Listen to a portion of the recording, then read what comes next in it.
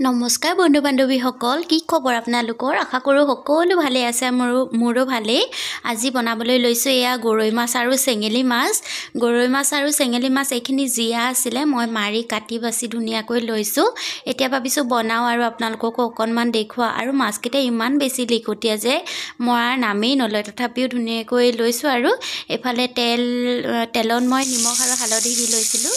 এতিয়া মাছখিনি মই ভালদৰে ফ্ৰাই কৰিব লাগিব, কিন্তু ইমান বেছি পাৰফেক্টকৈ ফ্ৰাই নকৰোঁ, যিহেতু এনেকুৱা লোকেল মাছখিনি বেছি ফ্ৰাই কৰিলে ইয়াৰ মানে যিটো আমি পাব লাগে ভিটামিন সেই সকলোখিনি নাইকিয়াই হৈ যায়।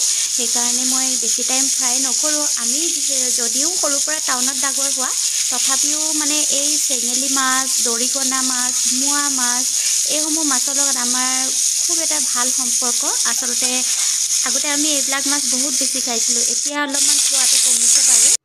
তথাপিও যেনেকৈ চান্স পাওঁ তেনেকৈ খাবলৈ চেষ্টা কৰোঁ আৰু মোৰ ছোৱালীজনীকো খুৱাবলৈ চেষ্টা কৰোঁ।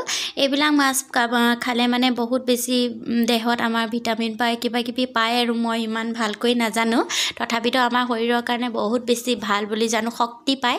গতিকে বলকচোন বনাওঁ। এইখিনি মাছখিনি মই অলপ মানে 2 মিনিটমান সময় এনেকৈ ভাজি ল'ম, তাৰপিছত বনাবলৈ ষ্টাৰ্ট কৰি দিম।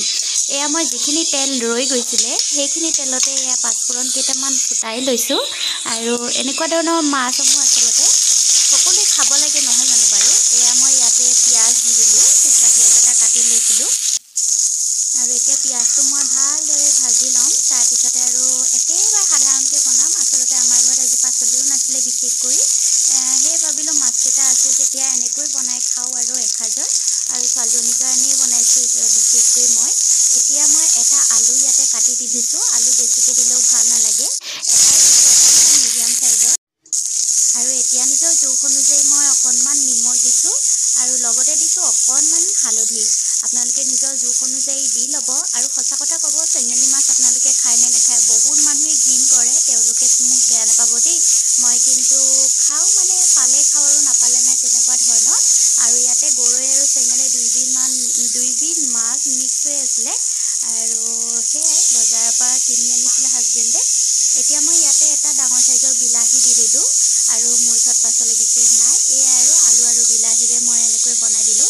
যদি মই ইয়াতে দিব পাৰিলোঁ হয় নৰসিংহ পাত, ভেদাইলতা পাত, বহুত বেছি ভাল আছিলে।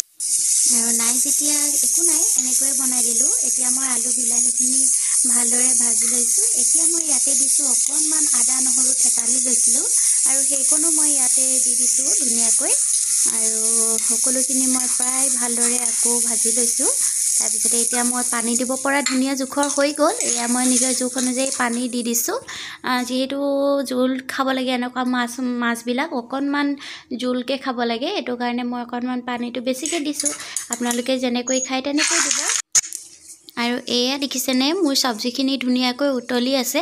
আৰু এইবিলাক মাছ যেতিয়া আপোনালোকে বনাব, তেতিয়া অকণমান জালুক নিশ্চয় দিব।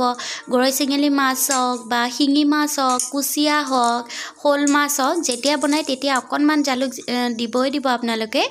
তেতিয়া অকণমান চৰ্দি গা বিষ কাটে বুলি কয়। আৰু এয়া মোৰ ধুনীয়াকৈ মাছখিনি হৈ গ'লগৈ বনাই কৰি। এয়া অকণমান লাষ্টত কেঁচা ধনিয়া দি দিছোঁ। এয়াই আৰু হৈ গ'ল ধুনীয়াকৈ চব্জিকণ। আৰু লোকেল মাছৰ চব্জি আঞ্জা এনেও বহুত বেছি সোৱাদ হয়। আপোনালোকেও এনেদৰে বনাই খাই চাবচোন। যিসকলে চেঙেলী মাছ বেয়া পায়, ল'ৰা ছোৱালীক খুৱাব আপোনালোকে কষ্ট কৰি হ'লেও অকণমান। মই বেটীৰ কাৰণে স্পেচিয়েলকৈ বনালোঁ আৰু আপোনালোককো অকণমান দেখুৱাই দিলোঁ। আজিলৈ আহিছোঁ পুনৰ এটা নতুন ভিডিঅ'ত, সকলোকে লগ পাই আছোঁ। Bye bye.